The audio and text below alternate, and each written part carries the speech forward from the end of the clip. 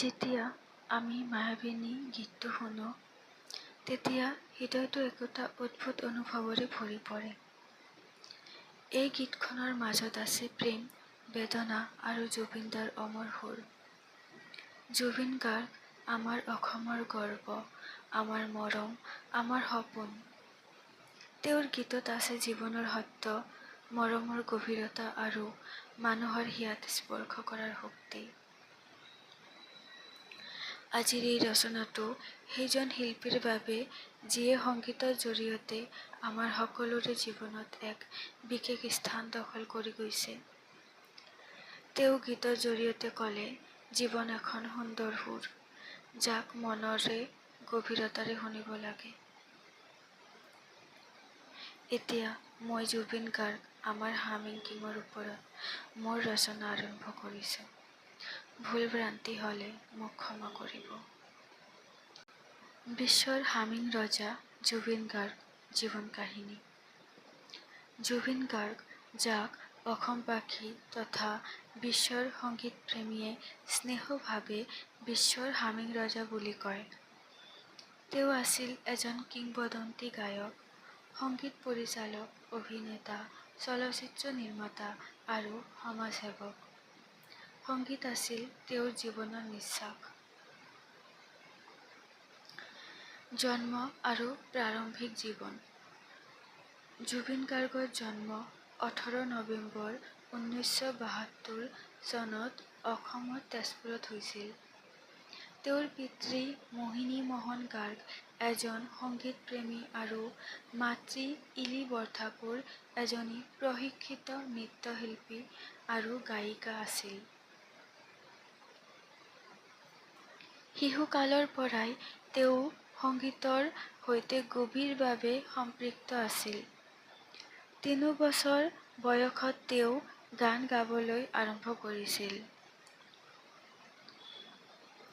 তেওঁ পণ্ডিত ৰবীন বেনাৰ্জীৰ ওচৰত 11 বছৰ তবলা শিকিছিল। শাস্ত্ৰীয়, লোক, আধুনিক, পশ্চিমী সকলো ধৰণৰ সংগীতত তেওঁ সমানভাৱে দক্ষ আছিল। শিক্ষা জীৱন। তেওঁ তিনিচুকীয়া আৰু গুৱাহাটীত প্ৰাথমিক শিক্ষা গ্ৰহণ কৰিছিল। পিছত কলা জীৱন আৰু সংগীত শিক্ষা লৈ তেওঁ নিজৰ যাত্ৰা আৰম্ভ কৰিছিল। সংগীত জীৱন। 1992 চনত তেওঁৰ প্ৰথম অসমীয়া এলবাম অনামিকা প্ৰকাশ পাইছিল। এই এলবামে তেওঁক অসমীয়া সংগীত জগতৰ এক উজ্জ্বল তাৰকা হিচাপে প্ৰতিষ্ঠিত কৰিছিল। তেওঁৰ গীতত আছিল স্নেহ, বেদনাৰ সুৰ, জীৱনৰ সপোন আৰু সংগ্ৰামৰ প্ৰতিধ্বনি। তেওঁৰ জনপ্ৰিয় অসমীয়া গীতসমূহ মায়াবিনী, এই মন, পাখি, মৰম জনালা, তুমি মোৰ প্ৰেমৰ, ৰাতি, বিহু আদি। বলিউডত তেওঁ অশেষ জনপ্ৰিয়তা লাভ কৰিছিল, বিশেষকৈ গীত য়ালী চলচ্চিত্ৰ গেংষ্টাৰৰ জৰিয়তে। বিশ্বৰ কোটি কোটি হৃদয় জয় কৰিছিল। তেওঁ বলিউডৰ সংগীত জগততো অসমৰ গৌৰৱ ৰূপে সফল হৈছিল। অভিনয় আৰু চলচ্চিত্ৰ। গায়ক হিচাপে বিপুল সফলতাৰ পাছত জুবিন গাৰ্গে চলচ্চিত্ৰ জগততো নিজৰ প্ৰতিভা দেখুৱাইছিল। তেওঁ মিছন চাইনা, কাঞ্চনজংঘা, মন যায়, দীনবন্ধু, গানে কি আনে আদি বহু জনপ্ৰিয় চলচ্চিত্ৰ পৰিচালনা আৰু অভিনয় দুয়ো কৰিছিল। জুবিন গাৰ্গ গায়ক, সংগীত নিৰ্মাতা, পৰিচালক আৰু অভিনেতা সকলো ৰূপতে অনন্য আছিল। তেওঁ অভিনীত জনপ্ৰিয় চলচ্চিত্ৰসমূহ মিছা, তুমি মোৰে প্ৰেমৰ, প্ৰেম আৰু প্ৰেম, অয়ন আদি। শেষ চলচ্চিত্ৰ ৰৈ ৰৈ বিনালে। জুবিন গাৰ্গৰ শেষ চলচ্চিত্ৰ আছিল ৰৈ ৰৈ বিনালে। এই ছবিখন 31 অক্টোবৰ 2025 চনত মুক্তি পাই অসমবাসীৰ মাজত অতি জনপ্ৰিয় হৈছে। তেওঁ এই চলচ্চিত্ৰত গায়ক, সংগীত নিৰ্দেশক আৰু পৰিচালক হিচাপে কাম কৰিছে। চলচ্চিত্ৰটোৱে অসমীয়া সমাজ, প্ৰেম আৰু জীৱনৰ বেদনাক গভীৰভাৱে প্ৰতিফলিত কৰিছে। তেওঁৰ শেষ চলচ্চিত্ৰ আছিল ৰৈ ৰৈ বিনালে। ৩১ অক্টোবৰ ২০২৫ত মুক্তি পাইছে, যিটো মুক্তিৰ পাছত অসমত জনপ্ৰিয়তাৰ নতুন ইতিহাস গঢ়ে। দাতব্য কাম: জুবিন গাৰ্গ সদায় মানুহৰ সহায় কৰিবলৈ আগ্ৰহী আছিল। ২০২১ চনত তেওঁ নিজৰ গুৱাহাটী ঘৰখন কভিড কেয়াৰ কেন্দ্ৰ হিচাপে দান কৰিছিল।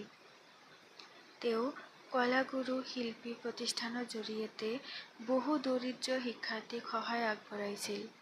তেওঁ বিশ্বাস কৰিছিল, মানুহে যেতিয়া অন্যজনক সহায় কৰে তেতিয়া জীৱনৰ অৰ্থ সঠিকভাৱে পূৰ্ণ হয়।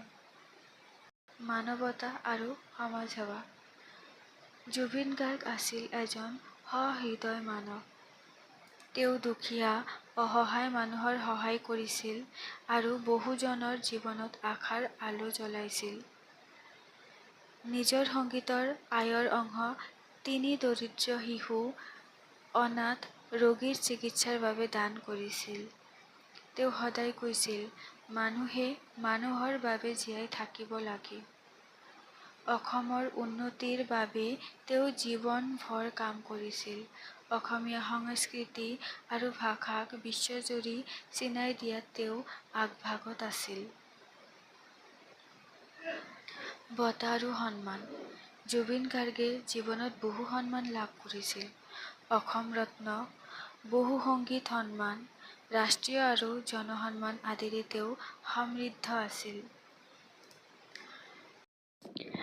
মৃত্যু আৰু ৰহস্য: বিশ্বৰ প্ৰিয় গায়ক জুবিন গাৰ্গে ১৯ ছেপ্টেম্বৰ ২০২৫ চনত ছিংগাপুৰত শেষ নিশ্বাস ত্যাগ কৰিছিল। তেওঁৰ মৃত্যুৰ সময়ত বয়স আছিল ৫২ বছৰ। তেওঁৰ আকস্মিক মৃত্যুৱে অসম তথা বিশ্বজুৰি এক গভীৰ শোকৰ পৰিৱেশ সৃষ্টি কৰিছিল। তেওঁৰ ইচ্ছা অনুসৰি অসমবাসীয়ে তেওঁক সন্মান জনাবলৈ মায়াবিনী গানটো গাইছিল। এই গানে জুবিন গাৰ্গৰ স্মৃতিক সাৰ্বজনীন শোকগীত ৰূপে ৰূপান্তৰিত কৰিছিল। তেওঁৰ অন্ত্যেষ্টিক্ৰিয়া অনুষ্ঠানত ১০ লাখতকৈও অধিক লোক উপস্থিত হৈছিল। এইটো বিশ্বৰ চতুৰ্থ সৰ্বাধিক জনসমাগমৰ ৰেকৰ্ড হিচাপে লিপিবদ্ধ হৈছে। তেওঁক গুৱাহাটীস্থিত জুবিন গাৰ্গ সমাধিস্থলত সন্মানপূৰ্বক দাহ কৰা হৈছিল। সেইদিনা আকাশে যেন কান্দি তুলিছিল, অসম যেন স্তব্ধ হৈছিল। প্ৰসিদ্ধ উক্তি: সংগীতৰ কোনো ভাষা নাই, ই প্ৰত্যক্ষভাৱে হৃদয়লৈ কথা কয়।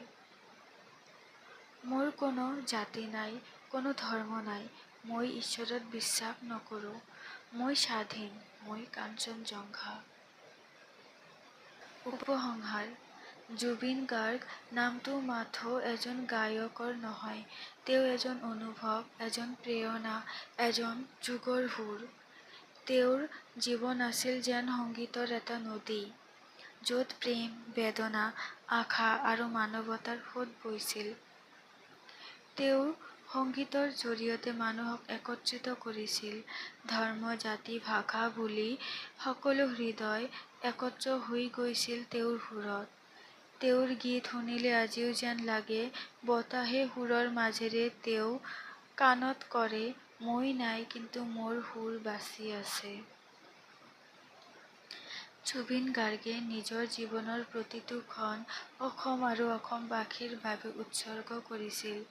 তেওঁ সংগীতৰ লগত সমাজসেৱাকো ধৰ্ম হিচাপে গ্ৰহণ কৰিছিল। দুখীয়া মানুহক সাহায্য কৰা, অসহায়ক আশাৰ আলোক দেখা, এইবোৰে তেওঁক গায়কতকৈও বেছি মানৱতাৰ প্ৰতীক কৰি তুলিছিল। বলিউডৰ মঞ্চত সফল হৈও তেওঁ নিজ মাটিৰ গন্ধ নোহোৱা কৰিছিল। তেৱেঁ দেখুৱাই গৈছে, অসমীয়া হ'বই গৌৰৱ, সংগীত হ'বই জীৱন। তেওঁৰ মৃত্যুৱে কোটি হৃদয় ভাঙিলে, কিন্তু তেওঁৰ সুৰ, তেওঁৰ নাম, তেওঁৰ কৰ্ম কেতিয়াও মৃত্যুমুখী নহ'ব। অসমৰ মাটিত যতদিনে বতাহ বব, ততদিনে সেই বতাহত জুবিন গাৰ্গৰ সুৰ বাজি থাকিব। তেওঁৰ গীতেই অসমক চিনাইছে বিশ্বক, তেওঁৱে আমাক শিকাই গৈছে মানুহৰ প্ৰেমী সংগীতৰ সৰ্বশ্ৰেষ্ঠ ৰাগ। তেওঁ অমৰ, তেওঁৰ সুৰেৰে, মৰমেৰে আৰু আদৰ্শেৰে। যেতিয়ালৈকে অসম থাকিব, তেতিয়ালৈকে জুবিন গাৰ্গ থাকিব। তেওঁৰ সুৰেৰে আমাৰ প্ৰাণ বাজি থাকিব। তেওঁৰ নামেই অসমৰ গৌৰৱৰ প্ৰতীক হৈ থাকিব। বিশ্বৰ হামিং ৰজা জুবিন গাৰ্গ চিৰজীৱী, চিৰ অমৰ, চিৰপ্ৰিয় হৈ থাকিব। ইয়াতেই ৰচনাটো সমাপ্ত কৰিলোঁ। ভুল ভ্ৰান্তি হ'লে মোক ক্ষমা কৰি দিব। ধন্যবাদ।